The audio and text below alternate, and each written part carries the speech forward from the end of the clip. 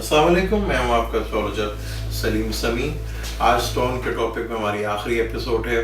आज हम जिन 3 स्टोन की बात करेंगे उसमें हैं डायमंड, ओपल, कैट आइस और गोमेटिक। ये वो स्टोन है जिसको मैंने आज पहली दफ़ा जिक्र किया है। ये दोनों स्टोन राहु और केतु के स्टोन होते हैं, तो आज इनके बारे में भी आपको हम तफसील से बताएंगे।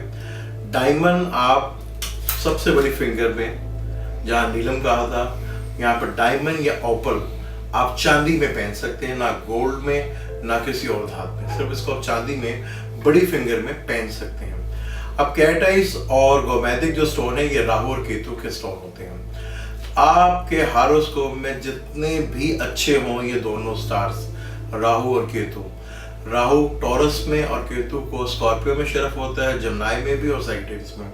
ये आपके जितने मर्जी अच्छे हों आपने कभी भी इनका स्टोन नहीं पहनना, क्योंकि जिन चीज़ों से ये मंसूब हैं वो चीज़ बुरी होती हैं। राहु जुआ, शराब, सट्टे से रिलेट होता है और नेगेटिव चीज़ों से रिलेट करता है। तो जितना मर्जी आपका राहु अच्छा हो, इन दो इसका स्टोन नहीं पहना जाता। और केतु भी आपकी कुंडली में जितना मर्जी अच्छा हो आप उसका स्टोन नहीं पहन सकते।